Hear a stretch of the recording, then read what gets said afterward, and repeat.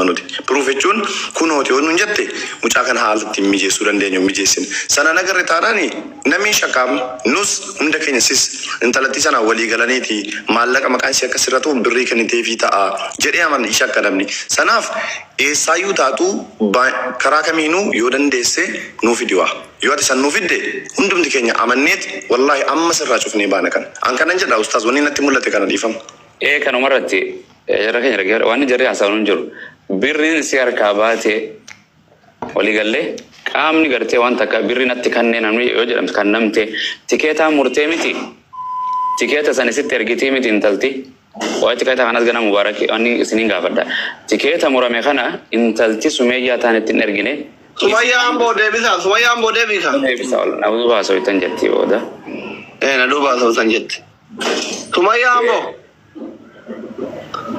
Please ol deemu nu gargaar yoo jala kana jiraat moderator eenyu qaba yeroo hedduu dhufte abdii sagalee takka dhageessuu abdii ni danda'a dhageessaa homaa dhageessu biyyi lafa hin dandeessa እና ይኸውልህ ሀቂቃ ማለት ነው አንተ ሙስሊም ነካ ሀቅ ከተነገር ይቺ ልጅ ይሄን ያክል ብር ተበላው ካለች ፕሮሰስ ጨርሽ ወሽም በርግጥ ጊዜና እዚህ ምቆይ ምናምን ቢሆን ልሞክር እችላለሁ ግን አረብ ጋር ታውቃለህ እዚህ ሀገር ያለ አረብ ጋር ዛሬ 2 አመት ነገር አንስቼ ይሄ ነው ያ ነው አንደኛ በርግጥ አሁን ስራውን እየሰራው አይደለም ቆይቻለሁ እኔ የራሴን ፕሮሰስ ጨርሼ ትልል ስለሆነ ስለተውኩትኝ አሁን ተመልሼ ከነሱ ጋር መነካካት አልችልም በዚህ ሰዓት والله አልዋሽም አላህ ይፍታው አላህ ሐቁ እንትን ይበለው ልጅቷ ግን በጣም ከባድ ሰው ናት ሱመያ والله እኔ እስከማውቃት የብር ችግር የለባትም እንደ ሰገሌ ከነ ማለት ሲና አገይ ሰበይታ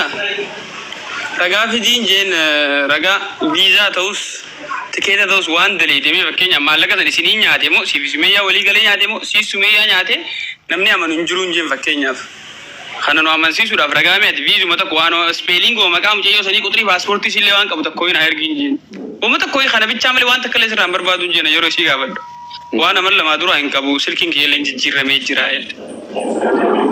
kana akkanam tokkotti gaa Sumayyaa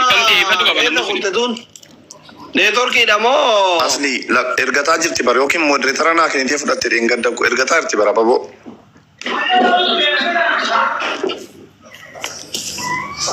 moderator ma kana wara moderator kana ma isaan eega wallaale barate ummata daqiiqa tokko rakkoo nama fur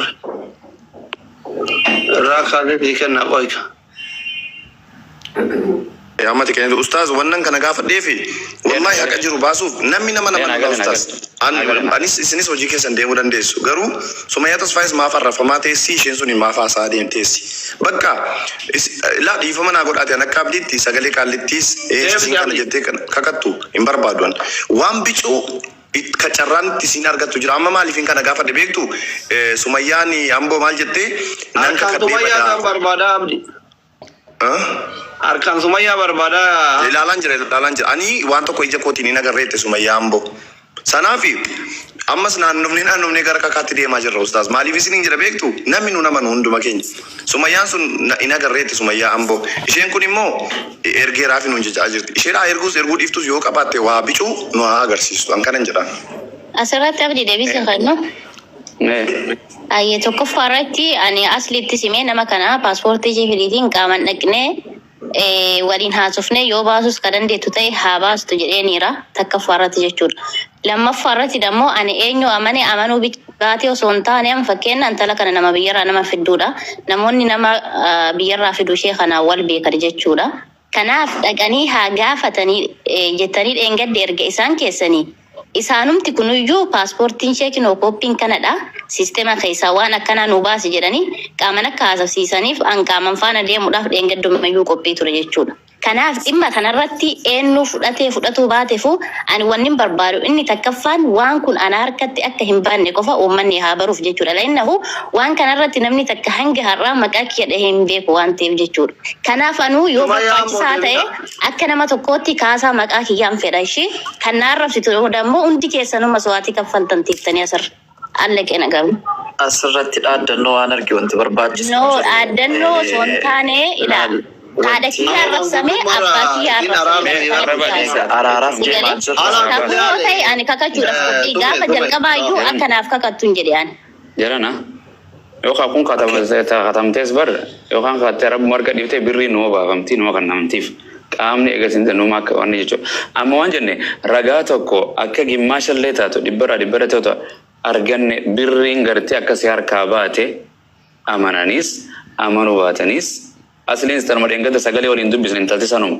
Gurri keessan gartee waan dhageenye malee ijaan hin argin viidiyoo namarraan waraabbatani malee walii gallee so birriin akkasii harkaan jirre ammallee intala harka haqni intalaatis hin geenye ati birriin sirraa achi baatee birriin si kan namtee godhamte waanni godhamteef san kan kana booda kan barbaadamu walii gallee kakutti deemuun salphonaaf hin dhibdu kakuu ta'e sana ammoo asii achi dhaggeeffadha. Birriin si kan namtee qaama biraa lammaffaa irra dabartee jirti. Sumayyaan boo'ee sana itti ibsaata. Sumayyaan maal beeknee akka jiran. Dabalata moo akaawuntii baasaa irratti ana yeroo yoonaa kennitanii ani biyya yeroo baay'ee nan gala waan ta'eef akaawuntii irraa birriin galee hangam akka galee guyyaa kam akka galee isinii baasuun hin danda'a yeroo yoonaa kennitan jechuudha. Waan yeroo Dubbiin keessaan har'a yoo nufatiin mana kanatti hin deebitan wulii feetan araarama Ustaas sun immoo Abaasirri yoo jiraate abaasirri galchi. Wallaahi haqa booda qaama lama sheeka maaree maaree. Amma asirratti wanti beekuu qabdan. Muruu barbaade. Abbaan fadhiyyaa oolu. Namni kuma quranii as jala jiru kuni wanni isin beekuu qabdan. Ila Sumayyaa lamallee wanni beekuu qabdan. An alhamdulillahi yoo isin walloluu baattanillee gisee gargaarsatu namni akkanuma dhufa mana kana. Every one agenda kana barbaadu miti. Nyaatte nyaatuu baatte. Deebiftee fi deebituu fi baatte. Isinis deeggartoonni keessanis anjidduu kanatti nama leencituu hin barbaadu, nama tokkollee zoollamuu hin barbaadu, zoollamamullee hin barbaadu. Isin irree walitti agarsiisaa jirtan. Tokko ani garee qaraasisullee hin qabu, bakka itti qaraa'ullee hin qabu, bakka namni irreenatti agarsiisullee hin barbaadu, irreelee namatti agarsiisuu hin barbaadu. Isin keessa amma dhiibbaa jira, dhiibbaa wayiitu jira, waan wayii faayidaa irra wal dhabdan wayiitu jira. Dubbii kana yoo isin gabaabsitan ummata hin gabaabbata. Yoo isin dheeressitan hin dheerata. An laalaa jira irree walitti agarsiisaa jirtan. Irree miidiyaallee yoo taate namallee walitti buunee beeynallee nu mooyatanii Allahu alama kan moo'ata mootii moo'annellee beeynallee akka hunda intin adillam. Ana jidduu kanatti wanni isin shaqqalaa kiyyallee na kuttanii yoo miskiinallee akkan gargaare na kuttanii kakiisillee narraa kuttanii tarabbilee narraa kutaa jirtan jiran. Ankaleessa sagantaa keessan cufeetiniin abbaa keenya gargasa oole. Wayi rabbi irraa argadhee taa'ee rakkataa tokko bishaan hin binne way waan kiraa manaa kafaladhu abaaboo fi chaalenjii guutaan jenne jechuun akiraa fi duniyaallee na dhabsiisaa jirtan. Ani rabbi leencituu hin barbaadu faayidaan dhuunfaa kiyyallee akka jitu hin barbaadu. Girri namni kumni kudhan kumni saddeet sagal na laalu faayidaa na qaba. Namni dhibbi shan kumni takka na laalee ababaa naa kennu na wayyaan karaa dhuunfatti namni kumni kun yoo dhufe immoo rakkataa tokko rakkoo baasuu na wayya. Dhiyoo kan amma harka durriyya yaanii wallolee lola isaa manguddummaa nama kuma kudhanii kanaan teenne haadha Oromoo takka haadha isin deette kanarraa kaafne jechuudha. Sharriin kiyyaar keeyriin asii xumuramte. Durriyyeen mannaaratti abbaa keenya tumte akirisi keeyrii ta'e mana kanatti jechuudha. Ani isa ka sharrii kana gabayaa sharrii dhaabatu hin barbaadu. Yoo araaramtan qara'aa jirtan ustaazonni isin qaraa isan baran viidiyoo ustaazaa tokko dhaggeeffadhee hirrifadhe ishee eenyu maqaan isaa Farahan. Ka ustaz Farahan dhaggeeffadhee rifadhe hagana garaa waliin jabaattan hagana mataa jabaattan isin galee ani isin warra ustaazonni isin qaraa isan dadhaba wajjin mataa dhukkubsuu hin barbaadu ummata kanallee hin citina ija namaatittillee hin bu'ina duniyaan xafiidha hin dhumti tasgabbaaya 200 homaayyuu miti 200 homaayyuu miti waan namni tokko isinirraa kafaluu danda'u maqaa kiyya kaasaa kiyya birrii kiyya yoone guddaa hin agaraalle isaa usta. Rakkoo jidduu keessan jiru san obsaa irra walii taraa uummataan hin cinqina. Amma isin galee akka walii galaatti Sumayyaan turis rakkoo jidduu keessan jiruun uummata hin cinqina ajandaa uummataan gorina. Rakkoo jidduu keessanii achumatti fixadha. Kun isin galee mana kana qeesit dhufa, sheekit dhufa, doktora dhufa, naggaade dhufa, aaqila dhufa, jaahila dhufa isin galee miti mana ajandaa barbaadu miti. Isin galee miti uummata akka rakkoon qabu manni mana ho'adha. Guyyama keessa rakkoo keessa wal baralle malee gaaf bal'oo namni tokko mana kana dhufa. Sumayyaa harkiseera itti fufaa. Dubbiin irraa gabaabsa. Okay, bareda. Abazarri nagal chu sandisani baka boni difa moji yerotal. Nambuan antenda. Lala imbote tai. Mara. Abazarri kunoti. Oluman do kuba kana kaisabana inshallah. Roji di se wallahi lazim wanira tai do khat yoni. Nama dalaga ngutina ya. Okay. Ya jarana yo sagantaran finne wanne finne njurtu namna ma jese bi birri guddo lubbu namadu adadda chabunyu wayte fit ediyam. Yo khana wanta nangone wan lafto da wali galle. So one sinje sorry once again uma wane jene ambirangers atak wambira tak en wani gafat wad sumayyan ambo intalatana beita mon beito takadu biste beita intala kam takadu bise be kun sagale shi kofa share kanatti gote male tak okay haye o bise kulle gubal sagale intalatana ta arati tadurani adda ani amari wa ani auto amara afani bakallal afari fani beitan jan sagalen intalatana sirra share godam tanara godam tetemi wani be kunjurona ni kana lesan sagale intalamada gefat wallahi yani okay sagale intalamada gefat na qabda mon qabdu inqab eisa geisite sagale shi na tergise sana inna sana bilbili ko jecho ijo shi dirriri sidi tergefi sagale shi kuno ila sagale sumayya isa kana bichano ila dagge fadda kana sirri sagale sumayya sagale ya jaran afan oromo malte jarasa anfita wan sinjere intala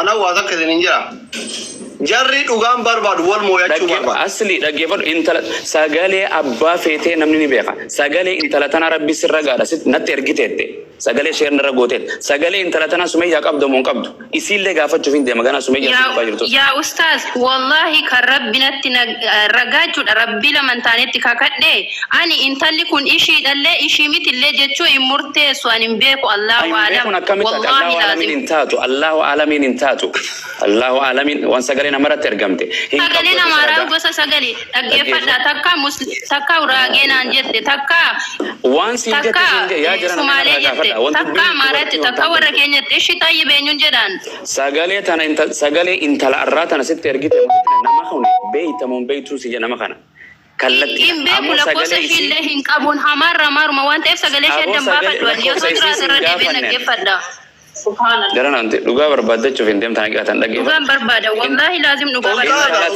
ustaz wan thiringale wentiya jarri laman sumayya laman agayir tan ustaz daga wal moyu barbada male dugan barbadan ishi wa dagge fadda ka kana kan mana dagge fadda tayyib moro yadda sai ila ustazi baba wallahi sinin ka bajela aquman sinitti mayonatti murtesitanisi an haka yanan dabara dem haka murteso anisi murteso dem non jirtu birri dagge fadda kanuma bicce dagge fadda ila intalli kuni kanuma malo rabbi jida hana mi amtoni oto mana serata oto wajira barnota ta dan dachi mana murti kutaya karrojetu ko himattura imatute siseti kordi gafa okay singa fada ko okay wal gafa de jaran sinin abada me dubartin abazar assalamu alaikum ya jarana wan gabab dula fojirati sa'anu tinfitina da dabe dugara kanum bicena dagge fadda ustaz rabbuma da bicena dagge fadda mal si dagge fadda himatan ke sani matam te tunis wanis na dagge fanun jurtu baruli